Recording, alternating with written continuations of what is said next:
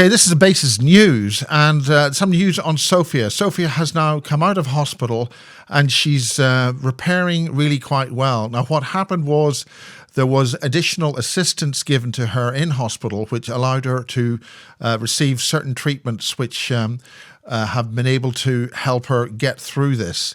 She is appealing for any help if there have been some people who wish to see if they can help her out financially, because this has been a hell of a knock for her. Her door in her home had to be broken in and then broken in again so she could actually re-enter, because while she was in hospital, this broken door was then resealed.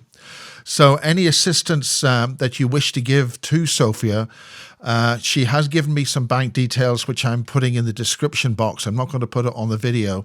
So if you want to help Sophia get through this period where part of her body had actually necrofied, and after a massive hemorrhage, it actually was released by the body, and that allowed her to basically start healing properly. The other thing is that the conference is absolutely go. We are having a conference, Basis 2022, in association with the Freedom Network. That's Karen Dodd's organization.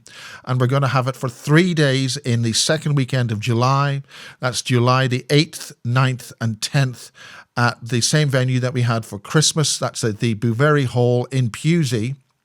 We're going to have 3 days of lectures and workshops. There is an additional part of the hall which is very rarely used, and we're going to have that available for speakers to give workshops, and that will be booked separately between you and the speaker on the day.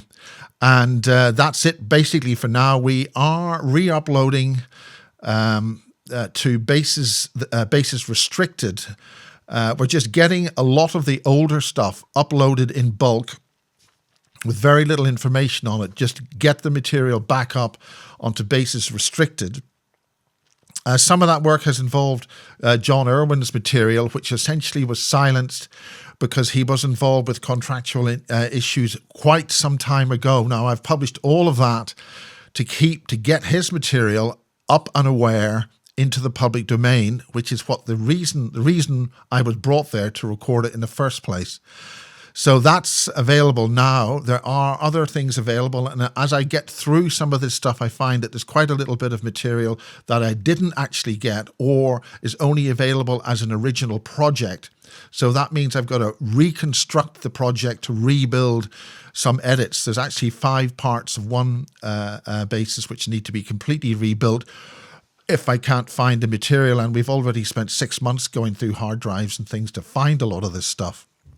So anyway, Rumble is going to be the home for all new material, along with BitChute, and anything which involves lectures will go on to Brighteon. And I do ask you to have a look at the Brighteon site, the Basis project on Brighteon. There's all the lectures that we've been doing over the last 10 or 11 years, and they're really worthwhile looking at. And we do want to support these free speech sites as much as we possibly can. And we have somebody else in the room here eating something away. Woof woof. So that's offset. It's no, it's this way. Yeah, woof woof. We have a friend here from Connecting Consciousness, just having a little informal chat.